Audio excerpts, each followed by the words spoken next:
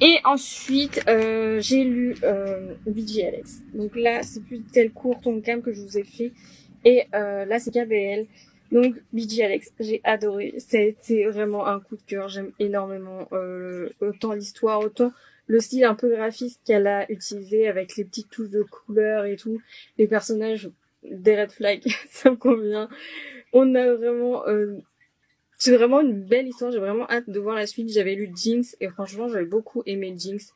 Donc en vrai, je m'attendais à beaucoup et en même temps je me disais bon bah ça va être dans le même style et franchement je suis pas du tout déçue et je suis même contente d'avoir pu prendre le collector qui est incroyable. Ensuite j'ai lu quelques séries, enfin 2 séries de chez Vega. Donc on a le premier tome de Yoka et à la fois, je m'attendais à quelque chose de mieux parce que j'avais vraiment adoré l'anime, mais à la fois, je suis plutôt contente de l'avoir lu parce que j'aime énormément cette histoire-là. Mais je peux comprendre que certains ont beaucoup moins aimé parce que c'est vraiment quelque chose d'assez, assez pas répétitif, mais c'est vraiment des mini-histoires un peu d'enquête. Moi, ça me dérange pas plus que ça parce que bah je savais à quoi m'attendre, mais je peux comprendre que ça fasse pas non plus que des bons avis, qu'il y ait des mauvais avis. Moi, je pense continuer la série parce que bah, j'aime énormément l'anime et j'ai vraiment envie de continuer à le lire, même si je pense que je préfère l'anime.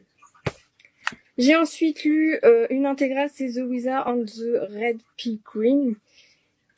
Je crois que j'ai rien compris. Je crois que j'ai pas tout compris au niveau de l'histoire.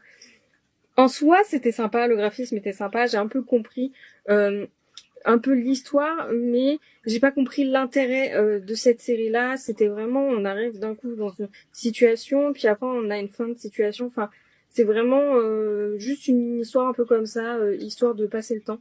Donc c'est vrai que j'ai pas été totalement convaincue. Je suis quand même contente de l'avoir lu parce que c'était vraiment un peu sympa, mais c'était pas non plus transcendant. Enfin, franchement.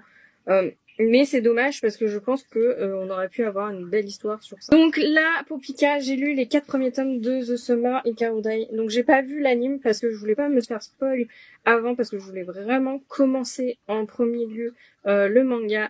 Et tout compte fait, j'ai adoré cette série. Je l'ai vraiment lu d'une traite. Enfin franchement, je suis contente. En plus, j'ai pu avoir la jaquette de Canal BD à Besançon quand j'y étais. Et c'est vraiment une histoire vraiment sympathique. Je pensais pas autant aimer. Je m'attendais pas à grand chose. Je me suis dit bon bah il y a beaucoup de monde qui aime cette série là, donc en vrai je vais tenter, je vais voir.